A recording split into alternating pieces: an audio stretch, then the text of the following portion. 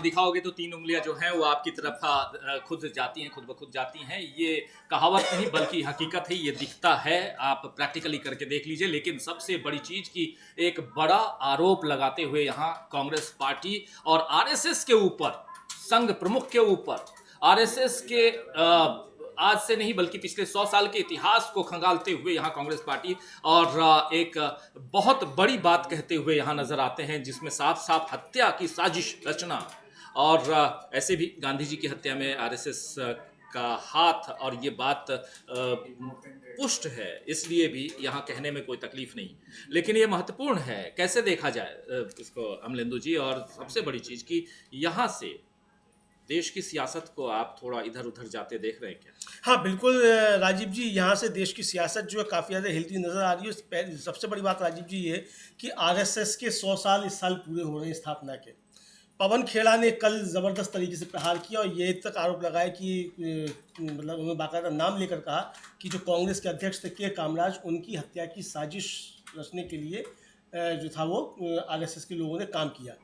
गांधी जी की हत्या को लेकर भी काफ़ी ज़्यादा आरोप जो थे आरएसएस पर लगे थे और सरदार पटेल ने तो बाकायदा जो थे प्रतिबंध आरएसएस पर लगाया था और ये कहा था कि गांधी जी की हत्या पर आप लोगों ने जो थी वो संघ की शाखाओं में मिठाइयाँ बांटी और इससे जो है वो आपके मन में उनकी घृणा का पता लगता है। और ये उन्होंने कहा, तो ये तो खैर बहुत सारी, अब इतिहास में जाएंगे तो बहुत सारी चीज़ें निकल कर आएंगी।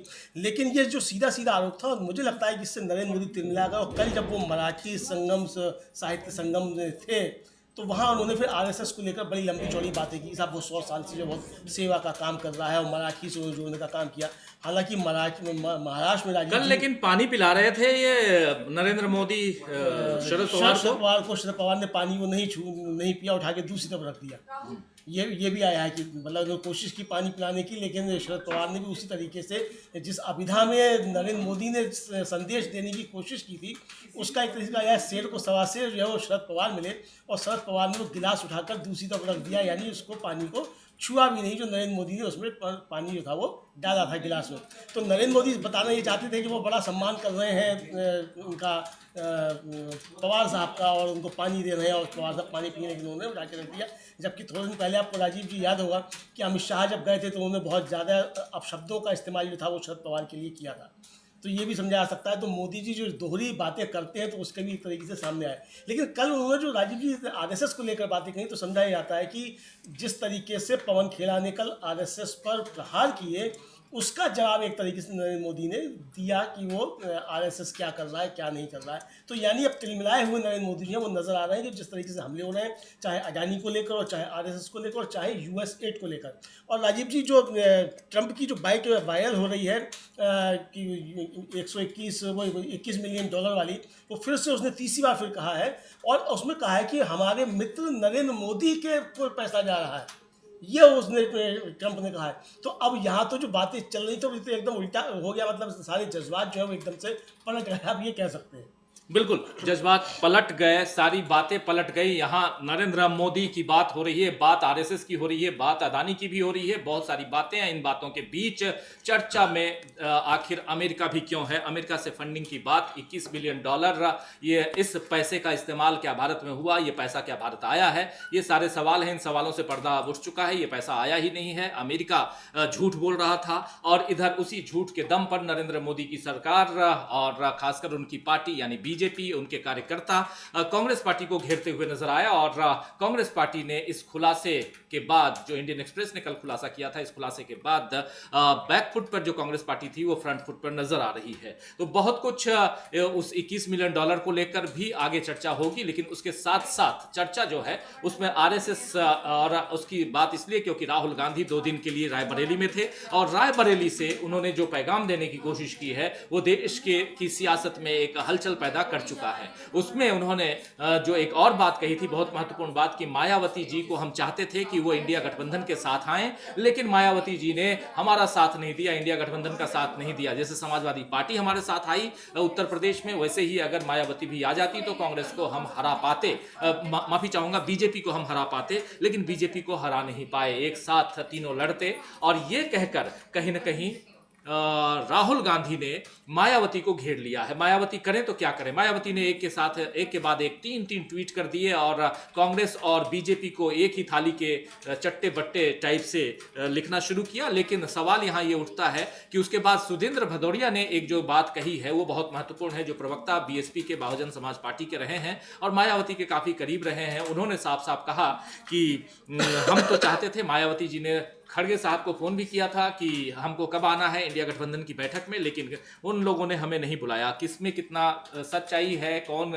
सही कह रहा है, कौन गलत कह रहा है, सच कह रहा है, झूठ कह रहा है, ये सब यही पार्टियां और इन पार्टियों के ये नेता जाने। लेकिन जो खबरें आई हैं उन खबरों को हम एज इट इज जस का तस जो है आप तक हम पहुंचा रहे हैं। लेकिन उसके साथ साथ यहां पर एक इशू और भी आता है कि राहुल गांधी को ये बातें आखिर क्यों कहनी पड़ी, राहुल गांधी ने आखिर मायावती का जिक्र क्यों किया, ये एक बड़ा सवाल उठता है। क्या लगता है आपको, आखिर क्यों किया राहुल गांधी ने? वहां तो गए थे अपने संसदीय क्षेत्र में बात करने कुछ और, अपने संसदीय क्षेत्र को और विकसित करने के लिए, मायावती का जिक्र क्यों आ गया?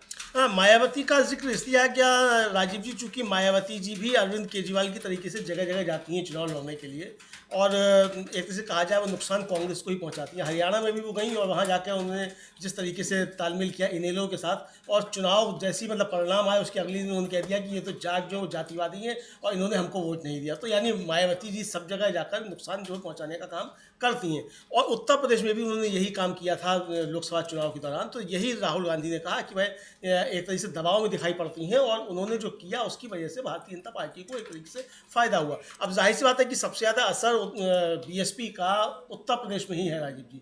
तो उत्तर प्रदेश में ही अगर साथ साथ होते तो जो 10-12 सीटों का एक तरीके से इंडिया गठबंधन को उत्तर प्रदेश में नुकसान हुआ समझा जाता है, वो नुकसान उत्तर प्रदेश में नहीं होता। तो अब जिस तरीके से भारतीय जनता पार्टी को फ़ायदा पहुंच रहा है बीएसपी की राजनीति से, बीएसपी जिस तरीके से जगह जगह नुकसान पहुंचाती है, इधर बीएसपी का मतदाता भी ये समझने लगा है कि मायावती जी बीजेपी के हित में काम करती हैं, तो वो उससे छिटक रहा है। अब उसमें दो तरीके के मतदाता हुए, एक कहते हैं कि जब हमें भाजपा को ही मदद पहुंचानी है, बीएसपी को वोट देकर तुम सीधे भाजपा को क्यों ना दे दें, तो भाजपा के साथ चला जाता है।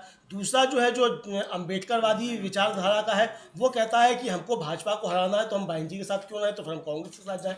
तो अब राहुल गांधी का टारगेट जो है वो मतदाता बीएसपी का जो अम्बेडकरवादी विचारधारा का है, जो मनुवाद के खिलाफ लड़ाई लड़ना चाहता है, वो किस तरीके से इधर को आए और इधर जो लड़ाई चल रही है संविधान बचाने की, बाबा साहब डॉक्टर भीमराव अंबेडकर के संविधान के साथ जो छेड़छाड़ भारतीय जनता पार्टी करना चाहती है, उसको बदलना चाहती है, उसको बचाने की लड़ाई चल रही है, उसमें वो मतदाता इधर आकर जुड़े। तो इसलिए राहुल गांधी ने रायबरेली से वो संदेश दिया और राजीव जी वो तीर निशाने पर लगा। उसमें एक और भी है, राहुल गांधी जो लगातार जो संविधान बचाओ जो सम्मेलन कर रहे हैं, उस सम्मेलन से जिसका जिक्र आप कर भी रहे थे, सम्मेलन से भी काफी लोग जो हैं वो जुड़ रहे हैं राहुल गांधी के साथ, कांग्रेस पार्टी के साथ, और इसके कारण भी मायावती बहुत परेशान है। जो बातें यहाँ अमलेंदु उपाध्याय जी बता रहे हैं, आप लोगों तक रख रहे हैं। तो मायावती क्यों परेशान है और क्या कांग्रेस पार्टी ने अल्पसंख्यकों और दलितों के बीच जो वोट बैंक जो छिटका हुआ था उसको कवर अप कर लिया है, उसको अपनी तरफ मिलाने की जो कोशिश थी वो मिला रहे हैं राहुल गांधी। ये लोग आकर्षित हो रहे हैं क्या बीजेपी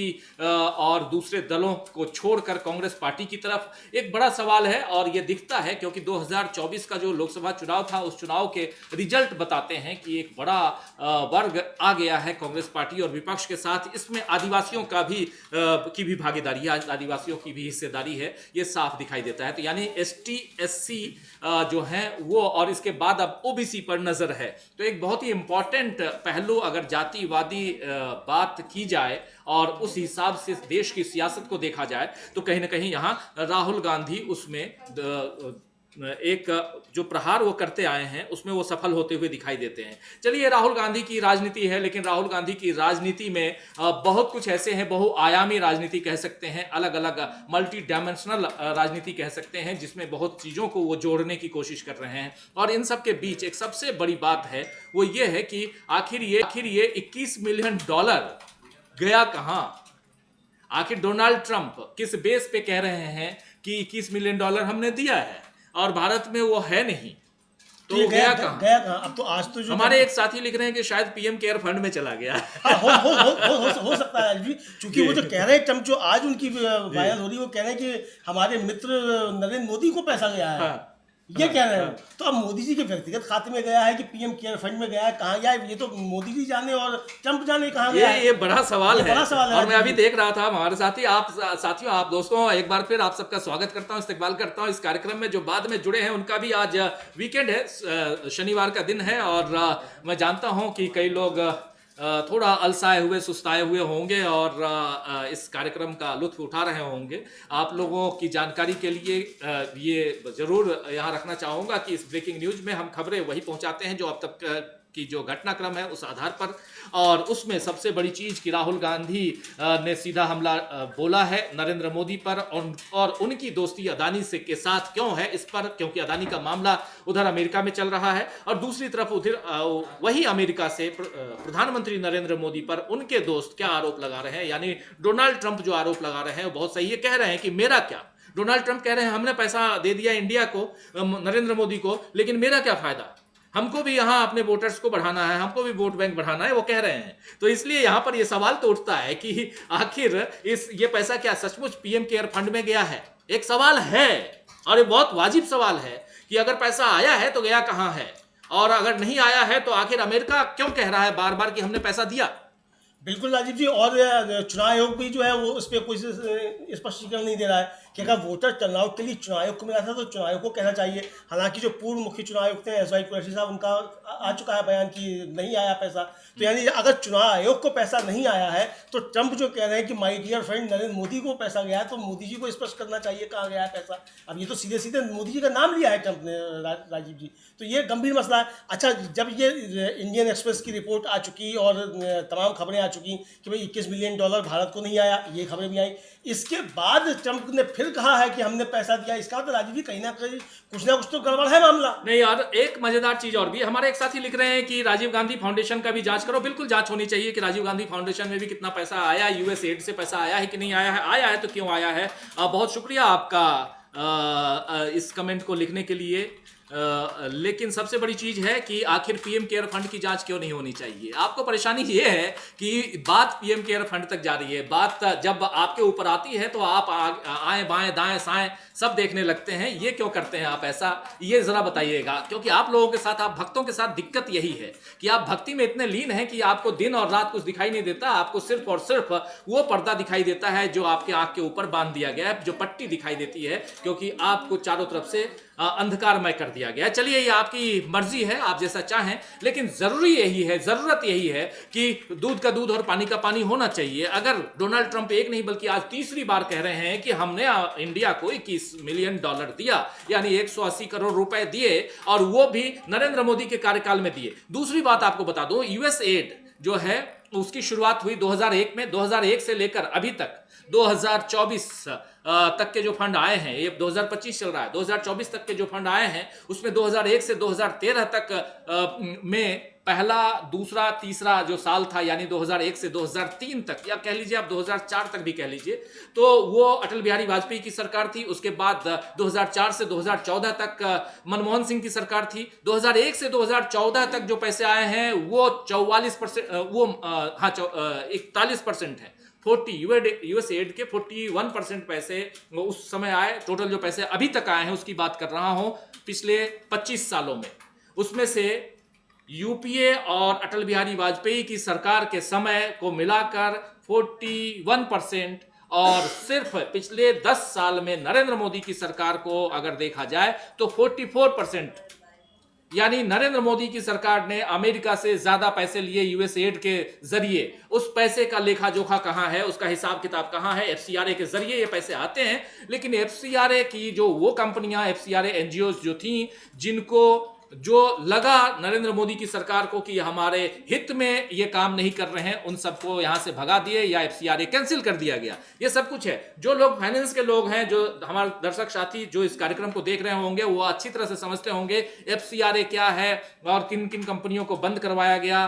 और उसके बाद राजीव जी, जो संस्थाएं जलवायु परिवर्तन पर, पर्यावरण पर, मानव उस पर मानवाधिकार पे काम करती थी, यानी एमनेस्टी इंटरनेशनल और ग्रीन पीस जैसी संस्थाएं जो थी वो भी बंद करा दी गई जी। उनके भी जो थे वो खाते सब सील कर दिए गए। तो यानी एक तरीके से सिर्फ इतना ही नहीं कि जो एनजीओ जो काम कर रहे थे, जो सरकार के खिलाफ पॉलिटिकल उस पर काम करते थे, वही हो मानवाधिकार और जलवायु परिवर्तन जैसे पर्यावरण जैसे मसले, चूंकि ये चीज़ें जो थी ये भी एक तो भारतीय जनता पार्टी की नीतियाँ उनको और पर्यावरण पर उनके मित्र जो नुकसान पहुंचा रहे हैं, जिस तरीके से बंदरगाहों को लेकर और तमाम जो बातें आती हैं उनके खिलाफ जो आवाज़ उठती थी उसको भी शांत करने के लिए ये सब बंद कर दिए गए। बिल्कुल बिल्कुल, हमारे साथी प्रीतम दुग्गल साहब लिख रहे हैं कि विवेकानंद फाउंडेशन की भी जांच होनी चाहिए। बिल्कुल सही लिख रहे हैं दुग्गल साहब, आप प्रीतम दुग्गल जी बिल्कुल सही लिख रहे हैं, विवेकानंद फाउंडेशन की भी जांच होनी चाहिए। जांच ऐसी तमाम संस्थाओं की होनी चाहिए जहां से अमेरिका को पैसा आता है, अमेरिका से पैसा आता है जिन संस्थाओं को। आरएसएस का जो ये 5 मंजिला जो 7 मंजिला जो बना है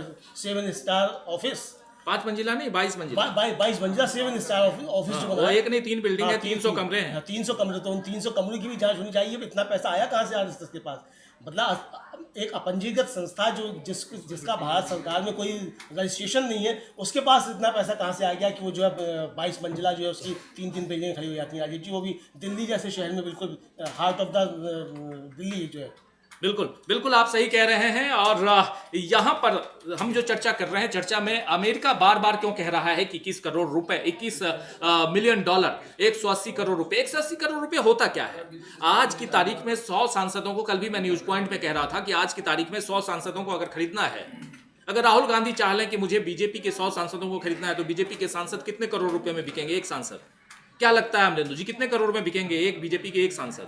अब राजीव जी जिस तरीके से खबरें आती हैं, जो बताया जाता है 100 करोड़ में तो एक बिकेगा। नहीं, एक भी नहीं बिकेगा, चूंकि खबरें आती हैं कि 100 करोड़ रुपया तो विधायकों को दिया जाता है सरकार गिराने के लिए, 100 करोड़ में खरीदे जाते हैं। जो महाराष्ट्र की खबरें आई थी तो 180 करोड़ में राहुल गांधी अगर सपोज कि 21 मिलियन जो कांग्रेस पार्टी को दे दिए, 21 मिलियन यानी 180 करोड़ में कांग्रेस पार्टी क्या कर लेगी? कांग्रेस पार्टी के अकाउंट तो ऐसे ही सीज करके रखते हैं, उनके ऊपर ईडी सीबीआई तमाम की नजरें निगाहें ऐसे बिल्कुल पैनी निगाहें टिकी हुई हैं। कांग्रेस पार्टी क्या कर लेगी? बात तो उठता है ना, सवाल तो उठता है। बिल्कुल उठता है राजीव जी, और इतने तो दफ्तर भी नहीं बनेगा 180 करोड़ में, तो कुछ नहीं कर सकती कांग्रेस पार्टी। 180 करोड़ में होगा क्या? 180 करोड़ में तो राजीव जी वो चुनाव आयोग का जो वोटर टर्नआउट ऐप है वही बन सकता है, जो ठीक से काम नहीं कर रहा है, जो डाटा 10 दिन के बाद देता है।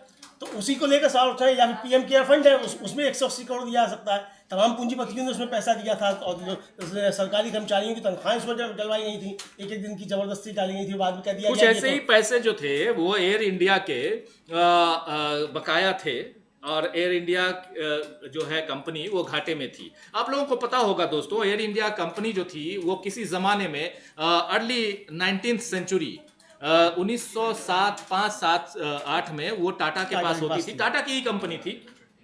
टाटा ने उसको फिर चूंकि दे दिया सरकार को, यानी सरकार ने उसे अपनी कंपनी बनाकर सरकारी एयर इंडिया बनाकर और काफ़ी दिनों तक रखा। उसके बाद एयर इंडिया घाटे में थी, एयर इंडिया को फिर उसकी नीलामी हुई और टाटा ने फिर से खरीद लिया। लेकिन आज सरकार के ही एक बड़े मंत्री, उन्होंने एयर इंडिया के ऊपर बड़ा आरोप लगा दिया है। मंत्री का नाम बताऊं?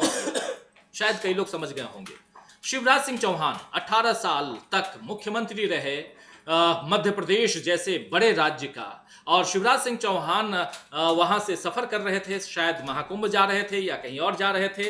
उनको टूटी हुई कुर्सी मिल गई, या कुर्सी ऐसी मिली जो टूटी हुई लग रही थी। भोपाल से दिल्ली आ रहे थे, और उसके बाद वो इतने नाराज हुए कि वो एक लंबा चौड़ा ट्वीट लिख डाले एयर इंडिया के खिलाफ। ये क्यों यहां पर मैं 21 मिलियन डॉलर के बीच में ये बात क्यों कर रहा हूं अभी बताऊंगा, लेकिन आप जरा इस ट्वीट को देखिए, जरा ट्वीट को स्क्रीन पे ले आइए, बहुत इंपॉर्टेंट है। इस ट्वीट में जो शिवराज सिंह चौहान लिख रहे हैं, और इसके जरिए ये जानना कि आखिर चल क्या रहा है इस देश में। लिख रहे हैं कि आज मुझे भोपाल से दिल्ली आना था, पूसा में किसान मेले का उद्घाटन, कुरुक्षेत्र में प्राकृतिक खेती मिशन की बैठक और चंडीगढ़ में किसान संगठन के माननीय प्रतिनिधियों से चर्चा करनी है। मैंने एयर इंडिया की फ्लाइट क्रमांक AI 436 में टिकट करवाया था, मुझे सीट क्रमांक 8C आवंटित हुई। मैं जाकर सीट पर बैठा, सीट टूटी और अंदर धंसी हुई थी, बैठना तकलीफदायक था। जब मैंने विमान कर्मियों से पूछा कि खराब सीट थी तो आवंटित क्यों की गई, क्योंकि उन्होंने बताया कि प्रबंधन को पहले सूचित कर दिया था कि ये सीट ठीक नहीं है,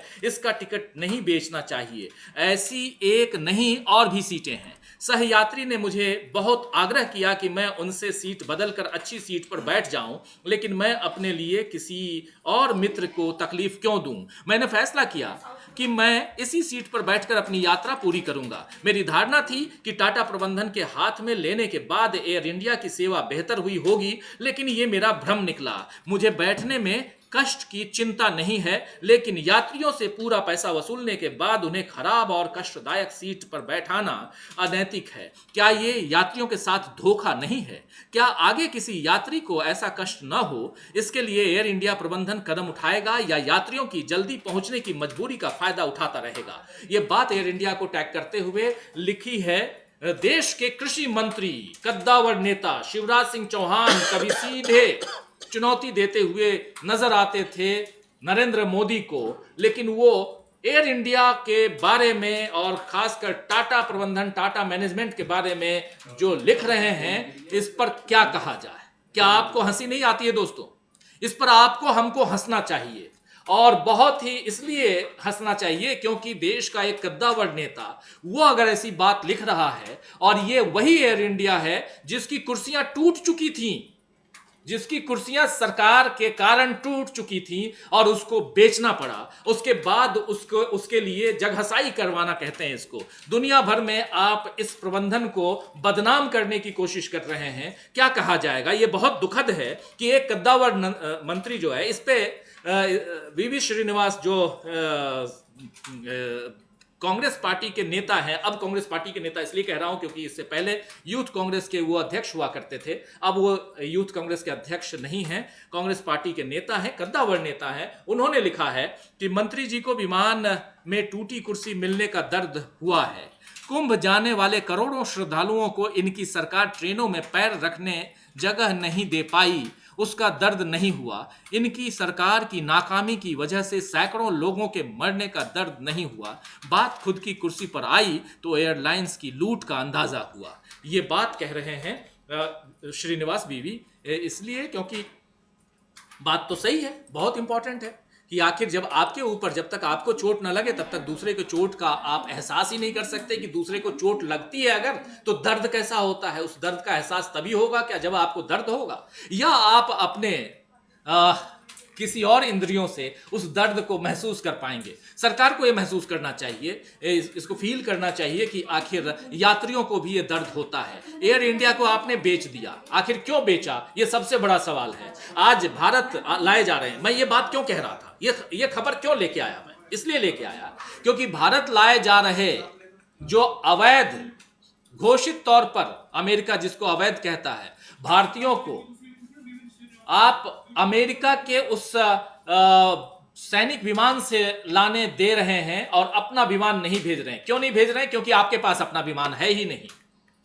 आपने अपने विमान को, अपनी विमान कंपनी को, एयरलाइंस को आपने बेच दिया, और आज जिसको आपने बेचा, नीलामी की, उसके ऊपर आप तोहमत लगा रहे हैं, उसके ऊपर आप आरोप लगा रहे हैं। कहां तक जायज है माननीय मंत्री महोदय शिवराज सिंह चौहान साहब? जरा सोचिएगा। और आज आपको कष्ट हुआ है, तकलीफ हुई है, तो आप ये लंबा चौड़ा पढ़ने में भी अपने को 1-2 मिनट का वक्त गुजर गया, और इतना लंबा चौड़ा आप ट्वीट लिख रहे हैं। आपको सोचना चाहिए, आप बात कीजिए। आप में तो इतनी पकड़ है, आप में इतनी क्षमता है कि आप टाटा प्रबंधन को सामने बुला के कहते कि भाई ये कुर्सियां क्यों नहीं ठीक हो रही हैं।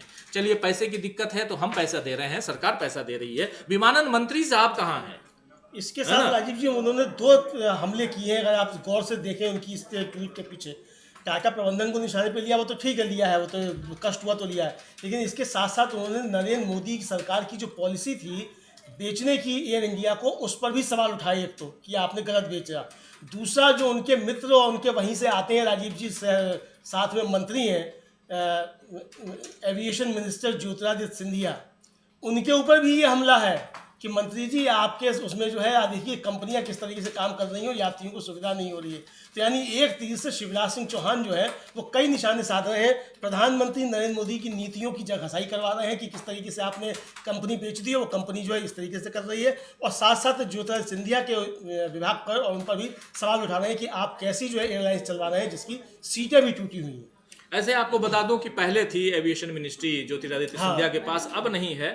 अब एविएशन मिनिस्ट्री जो है वो है नायडू साहब के पास है। नायडू के पास में है। बिल्कुल आप राममोहन सही। ये है राम मोहन नायडू के पास है, TDP के। जो टीडीपी के हैं। लेकिन चलिए, एविएशन मिनिस्टर के पास काम क्या है ये भी देखना होगा। भारत सरकार के पास अपना एयर विमान तो है नहीं, अपना विमान नहीं, एयरलाइंस नहीं है। हाँ, लेकिन जिस समय बिकी थी उस समय सिंधिया ही थे। हाँ बिल्कुल, जब बेचा था तब सिंधिया थे। लेकिन जब टेंडर जब बोली लगाई थी। लेकिन ये इंपॉर्टेंट है, ये समझना जरूरी है कि यहाँ पर आखिर जब अमेरिका की बात कर रहे हैं, ऐसे वक्त में लगता है कि हाँ, भारत के लोग कहीं अगर फंसे हैं तो अपने विमान से आप, भारत सरकार अपने विमान से बुला तो सकती है, और नहीं तो कम से कम अपना सैनिक विमान ही भेज दे। भाई, सेना के जहाज तो हैं, आप हथकड़ियाँ और बेड़ियाँ डाल के, और सबसे बड़ी चीज़ कि अमेरिका इसका वीडियो बनाता है और पूरी दुनिया में इसको शेयर करता है। आखिर चल क्या रहा है? डोनाल्ड ट्रंप और नरेंद्र मोदी के साथ क्या सब कुछ ठीक है? ये सवाल उठता है। बार बार ये सवाल मैं कर रहा हूं। आने वाले समय में हमारे बहुत सारे साथी और आप लोग भी सवाल करेंगे कि क्या सब कुछ ठीक चल रहा है नरेंद्र मोदी और डोनाल्ड ट्रंप के बीच, या डोनाल्ड ट्रंप किसी बात से नाराज हैं और माय फ्रेंड करके माय दुश्मन हो गए हैं। ये आखिर एनिमी इतने बड़े क्यों हो गए हैं, ये समझना होगा। आखिर क्यों नरेंद्र मोदी से खफा हैं डोनाल्ड ट्रंप, या बाहर दिखाने के लिए क्योंकि नरेंद्र मोदी बगल में खड़े हैं और G20 के बारे में कहा जाता है, या ब्रिक्स के बारे में कहा जाता है खत्म हो गए, रेसिप्रोकल टैरिफ के बारे में कहा जाता है कि हम लगाएंगे, भारत को हम क्यों बैठा के खिलाएं, भारत को हम क्यों बेनिफिट दें। ये सारी बातें अगर चल रही हैं तो भारत के लिए बहुत मुसीबत की घड़ी आने वाली है। आपके हमारे लिए, हमारे दिनचर्या के लिए कह दें कि जो चीज़ें चल रही हैं, रोज़मर्रा की चीज़ें, उसमें आपको बहुत ज़्यादा महंगाई का सामना करना पड़ेगा, इन्फ्लेशन का सामना करना पड़ेगा। रुपए की कीमत डॉलर के मुकाबले कितनी हो गई है आप जान रहे हैं, और लगातार भारत सरकार रुपए की कीमत को बचाए रखने के लिए डॉलर्स, अपने पास जो पैसे हैं उससे डॉलर्स भारत सरकार RBI खरीद रहा है। आखिर ऐसा क्यों हो रहा है, ये समझने की जरूरत है उन लोगों को, खासकर जो लोग इकोनॉमी पर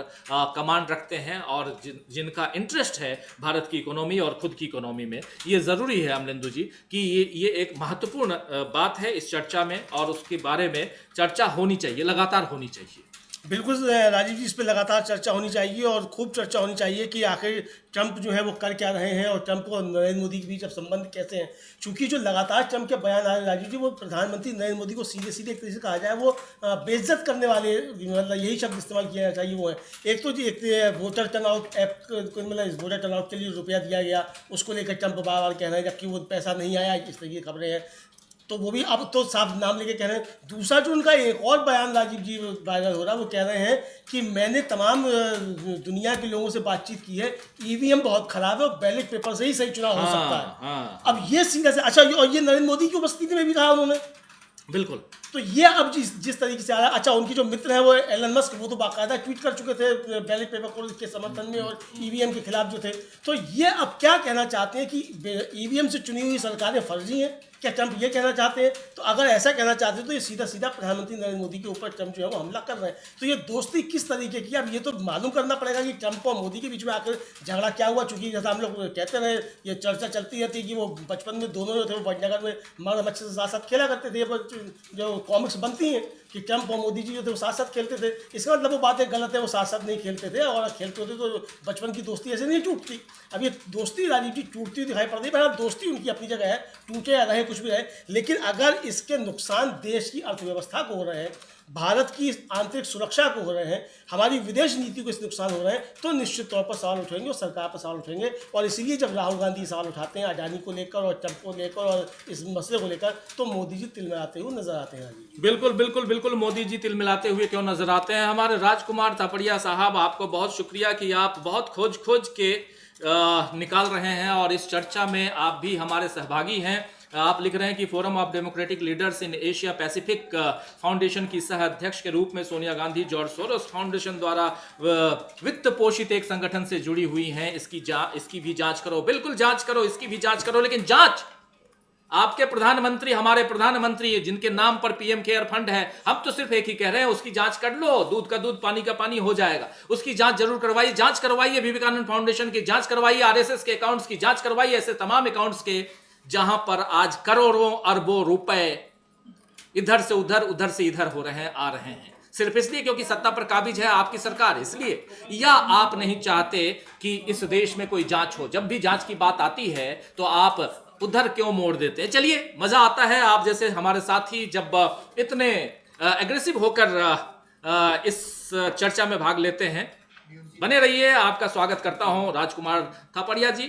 लेकिन साथ साथ आप तमाम साथियों, आप सबका भी एक बार फिर स्वागत करता हूं। लगभग 45 मिनट का वक्त गुजर चुका है इस कार्यक्रम में, लेकिन देखिए चर्चा कितनी इंपॉर्टेंट हो रही है, देश की इकोनॉमी की चर्चा। उसमें भी अगर 5,500-6 हजार लोग देख रहे हो तो कुछ ना कुछ तो बात तो है। बात यह है कि आखिर ये $21 मिलियन गया कहां? इंडियन एक्सप्रेस और हम लोगों की जो जांच, हमारी टीम भी कल रात से लेकर आज तक जो जांच की है, उस आधार पे ये $21 मिलियन का कोई ऐसा अमाउंट जो है वो आया नहीं घोषित तौर पर। अगर अघोषित तौर पर भी आया है और ट्रंप चूंकि तीसरी बार ये बात कह चुके हैं, तो आखिर कहां गया ये पैसा?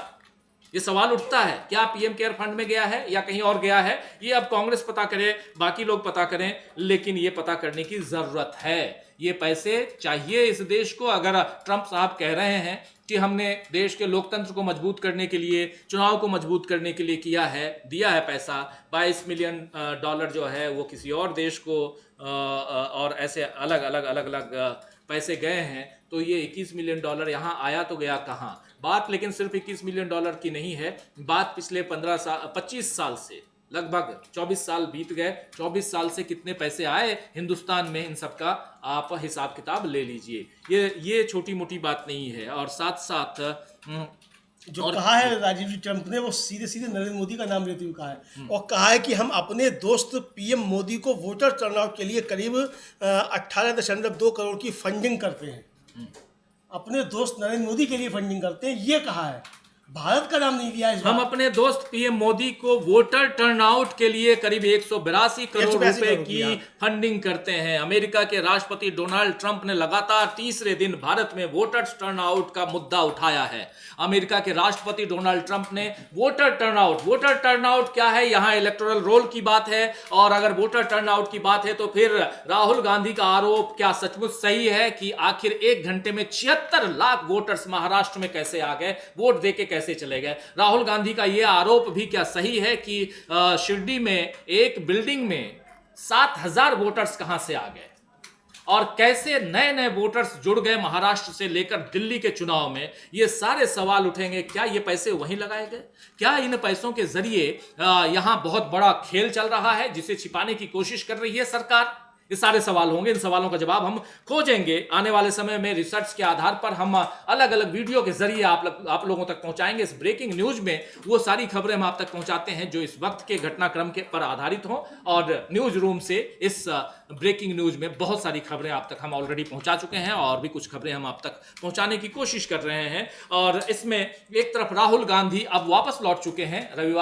शनिवार और रविवार का दिन, थोड़ा मौसम भी करवट बदलते हुए दिल्ली और आसपास का सुहाना मौसम है। पहाड़ों पे कल बर्फबारी हुई है, जबकि अब मौसम जो है पहाड़ों पे बर्फबारी का मौसम ये नहीं है, पहाड़ों से बर्फ पिघलने का मौसम है। लेकिन बर्फ तब पिघले ना जबकि बर्फबारी हो। वहाँ जम्मू कश्मीर में वही हाल, और हिमाचल में भी वही हाल। पहाड़ों पे इस बार बहुत बुरा हाल था, बर्फबारी नहीं हुई उतनी जितनी होनी चाहिए थी। लेकिन अब खबर आई कल रात को, कुछ विजुअल्स आए कि ऊंचे पहाड़ों पे ऊपर टॉप हिल्स पे वो हो रहे हैं, बर्फबारी हो रही है। अच्छी बात है, बर्फबारी हो, मौसम सुहाना हो रहा है। लेकिन इस मौसम की मार किसान झेलते हैं, आप सब जानते हैं, और किसान झेलेंगे तो हम और आप झेलेंगे, क्योंकि हमारी जेब पर उसका असर पड़ेगा। लेकिन भारत सरकार क्या हमारी आपकी जेब पर ध्यान दे रही है? यानी हमारे लिए कुछ पैसे और हम कमा पाए, उपजा पाए, ऐसा काम हो रहा है क्या? ये सवाल जरा सोचिएगा अपने आप से, अपने मन से। लेकिन ये बहुत सारे सवाल हैं दोस्तों, इन सब के बारे में हम बात आगे करते रहेंगे। विजय कुमार श्रीवास्तव जी हमारे साथी हैं, लिख रहे हैं कि भ्रष्टाचार के मामले में विश्व गुरु फेंकू, झूठ बोलने के मामले में विश्व गुरु फेंकू, फेंकने के बारे में विश्व गुरु फेंकू। चलिए, फेंकू भी हमारे नरेंद्र मोदी जी के साथ में वैसे ही चस्पा हो गया है जैसे राहुल गांधी के साथ पप्पू चस्पा हो गया। तो अब ये राहुल गांधी ने उस पप्पू को बाहर निकाला अपने आप से, तो नरेंद्र मोदी फेंकू को निकालेंगे कैसे, ये भी देखना होगा। और राजनेता हैं, थोड़ी बहुत हल्की बातें हो जाती है राजनेताओं के नाम पे, होना चाहिए, लेकिन मोदी जी चूंकि संसदीय पद पर आसीन हैं, वो देश के प्रधानमंत्री हैं, तो इसलिए थोड़ी सी इज्जत उनकी बनती है, करनी चाहिए इज्जत, बहुत ज़रूरी है, क्योंकि प्रधानमंत्री की कुर्सी बहुत ही इज्जतदार कुर्सी है और उसका थोड़ा सा ख्याल भी रखना चाहिए हमको, आपको, हम सबको ये ख्याल तो रखना पड़ेगा।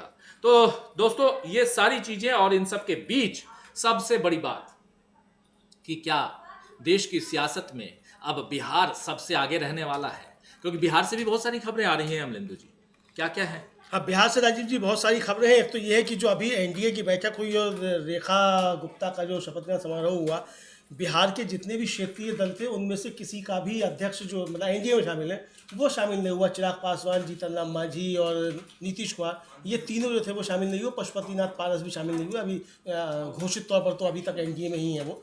कल कब चलाए, कौन कहाँ चलाया, कहाँ नहीं आ सकता, तो वो कोई भी था वो शामिल नहीं हुआ। इधर अली अनवर जो है, जो नीतीश कुमार की जो पसमानदा मुसलमानों का जो बनाया गया था, एक तरीके से कहा जाए नीतीश कुमार को उसको काफ़ी ज़्यादा फायदा हुआ था, वो करने वाले अली अनवर जो थे वो कांग्रेस में शामिल हो गए। हालांकि उनके रास्ते जो थे काफ़ी पहले से अलग हो गए थे नीतीश कुमार से, और शरद यादव के साथी जो थे वो उनको निकाल दिया गया था जेडीयू से, ये सब हुआ था जबकि उसमें राज्यसभा सदस्य थे।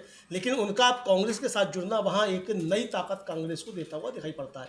इधर जिस तरीके से वहाँ कांग्रेस के नए प्रभारी पहुँचे हैं कृष्णा अल्लावरू, और उन्होंने उनका जिस तरीके से वहाँ स्वागत हुआ है और सदाकत आश्रम में जो बैठक हुई, और वहाँ के जो अध्यक्ष कांग्रेस के अखिलेश प्रसाद सिंह, उनका कहना है कि अगर सीट शेयरिंग जो है सही तरीके से हुआ तो कांग्रेस 40 से 50 सीटें जो है वहाँ जीत सकती है, और हम जो है जन जन तक अब जाएंगे, गाँव-गाँव तक हम अपना संगठन को मजबूत करेंगे। तो ये वहाँ से राजीव जी फिलहाल जो है वो खबरें आ रही हैं।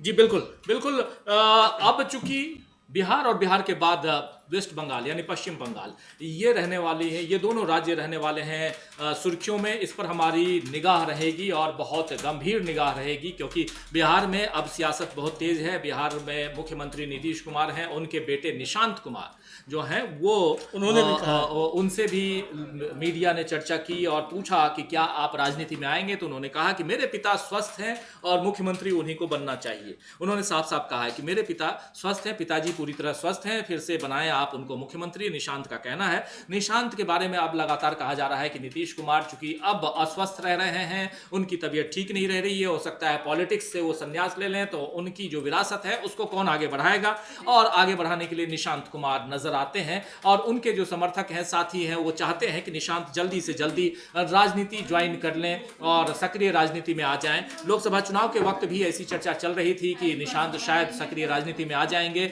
मैं बात कर रहा हूं दोस्तों नीतीश कुमार के बेटे की, और नीतीश कुमार का बेटा यानी निशांत कुमार, वो क्या राजनीति में आएंगे। लेकिन और भी क्या कुछ कहा है, जरा बताइए। राजीव जी उन्होंने काफ़ी कुछ कहा है, और उन्होंने कहा है कि बिहार में चुनाव है, और पहले भी कहा था और अब भी कह रहा हूँ, हमारी अपील है कि फिर से राष्ट्रीय जनतांत्रिक गठबंधन की सरकार बनाए, पिताजी को मुख्यमंत्री बनाए।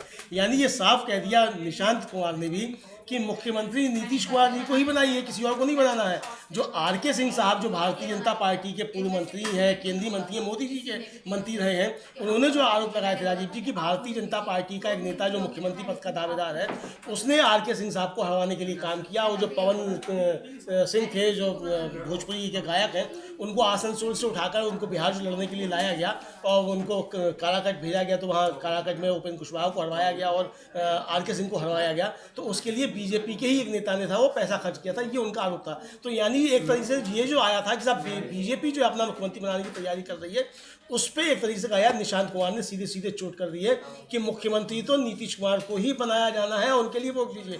लेकिन राजीव जी, मुझे लगता है कि अगर निशांत कुमार राजनीति में आते हैं और नीतीश कुमार की अगर संभालते हैं विरासत, तो एक अच्छा चीज़ होगी। क्योंकि हम देख चुके हैं राजीव जी की जयललिता की पार्टी का तमिलनाडु में किस तरीके से हर्ष हुआ है।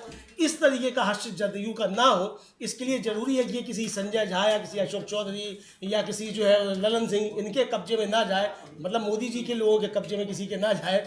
तो ये एक तरीके से ये बेहतर रहेगा कि निशांत कुमार आकर संभाले, और नीतीश कुमार के जो नज़दीकी लोग हैं, जो नीतीश कुमार प्रत्याशी हैं वो सब भी यही चाहते हैं निशांत कुमार आकर ही संभालें। बिल्कुल, निशांत कुमार, अगर नीतीश कुमार अगर बिहार में अगर रिटायरमेंट की तरफ जाते हैं, यानी वो रिटायर होते हैं, तो उनकी जगह पर कौन उनकी कुर्सी संभालेगा? उसमें उनका बेटा निशांत कुमार आगे दिखाई देते हैं। लेकिन क्या सचमुच वो राजनीति में आएंगे? लेकिन उनसे जो पूछा गया उसमें उन्होंने तो साफ साफ मना किया है कि मैं सक्रिय राजनीति में नहीं आऊंगा, लेकिन साफ साफ उन्होंने ये भी कहा है कि हमारे पिता पूरी तरह से स्वस्थ हैं, यानी नीतीश कुमार पूरी तरह से स्वस्थ हैं और उनको राजनीति में बने रहना है और अगले मुख्यमंत्री भी वही बनेंगे। एक तरफ बीजेपी कहती है कि बीजेपी के कई नेता कहते हैं कि अटल बिहारी वाजपेयी का सपना था कि बिहार में बीजेपी का मुख्यमंत्री हो और इस सपने को इस बार के चुनाव में हम पूरा करेंगे। यानी बीजेपी के लोग अघोषित तौर पर यह कह चुके हैं कि नीतीश कुमार मुख्यमंत्री नहीं होंगे अगली बारी में, और लेकिन यहां नीतीश कुमार के बेटे और नीतीश कुमार के पार्टी के और भी नेता कहते हैं कि नीतीश कुमार ही रहेंगे मुख्यमंत्री। तो एक बड़ी लड़ाई अभी शुरू होने वाली है बिहार में। सबकी निगाहें बिहार पर टिकी रहेंगी, क्योंकि बिहार में न सिर्फ यह लड़ाई मुख्यमंत्री की कुर्सी पर कौन विराजमान होगा, यह तो कल पता चलेगा जब चुनाव का रिजल्ट आएगा, यानी बिहार का अगला चुनाव, उसके बाद। लेकिन उससे पहले बहुत खेला अभी बाकी है, बहुत कुछ होना बाकी है बिहार में। और बिहार के बाद सीधे जब हम चलेंगे पश्चिम बंगाल, तो वहां भी, तो बिहार पश्चिम बंगाल ऐसे तमाम खबरों के लिए। और आपको बता दो दोस्तों कि डीबी लाइव जो मुख्य चैनल है, इसके अलावा डीबी लाइव के तमाम रीजनल चैनल्स पे आपको ऐसी खबरें मिल जाएंगी। बिहार और झारखंड का एक अलग चैनल है, और ऐसे ही वेस्ट बंगाल का अलग चैनल है, नॉर्थ ईस्ट के अलग चैनल्स हैं, साउथ के अलग चैनल्स हैं, और ऐसे ही जम्मू कश्मीर से लेकर दिल्ली तक, हरियाणा तक, राजस्थान और गुजरात तक, छत्तीसगढ़, मध्य प्रदेश और तमाम अलग अलग राज्यों के चैनल्स मौजूद हैं, जिसपे आप वहां की जो सटीक छोटी सी छोटी खबरें आप वहां देख सकते हैं। हमने अभी एक छोटी सी शुरुआत की है, आप लोगों की मदद चाहिए। आप लोग जहां से भी बिलोंग करते हो, हम लोग कुछ दिनों में नीचे इसी में व्हाट्सएप नंबर और टेलीग्राम नंबर भी देना शुरू कर देंगे, जिसके जरिए आप अपनी बातों को, खबरों को हम तक पहुंचा सकते हैं। सिटीजन जर्नलिज्म, उसको हम आगे बढ़ाने जा रहे हैं, जिसमें आप जहां से भी हमारे कार्यक्रम को देखते हैं, आप वीडियो के जरिए, अपनी बातों के जरिए हमारे उस व्हाट्सएप नंबर पे अपनी बात, अपनी खबरें हम तक पहुंचा सकते हैं, भेज सकते हैं। मगर एक चीज का ख्याल आपको रखना होगा कि किसी भी हाल में खबरें सटीक, सही होनी चाहिए। किसी के लिए यहां पर किसी भी ढंग का भेदभावपूर्ण खबर नहीं हो, इसका ख्याल रखिए। खैर, ये जानकारी, ये सूचना देनी थी, लेकिन बिहार की चर्चा हम कर रहे हैं, और बिहार में क्या नीतीश बाबू के लिए सब कुछ ठीक है, ये आने वाला वक्त बताएगा। आने वाला वक्त ये भी बताएगा कि उधर पश्चिम बंगाल में क्या ममता बनर्जी बिल्कुल सेफ जोन में है, या ममता बनर्जी के लिए सबसे बड़ी वहां पर मुसीबत आने वाले समय में भाजपा नहीं बल्कि कांग्रेस बनने जा रही है। ये भी होगा। इंडिया गठबंधन का स्वरूप कैसा होगा, इस पर भी हम आने वाले समय में चर्चा करेंगे, और चर्चा करेंगे कि डोनाल्ड ट्रंप और नरेंद्र मोदी के रिश्ते कैसे रहेंगे। चलिए, बहुत कुछ, लेकिन इस कार्यक्रम को अब यहीं समाप्त करने की इजाजत चाहता हूं। बहुत बहुत शुक्रिया।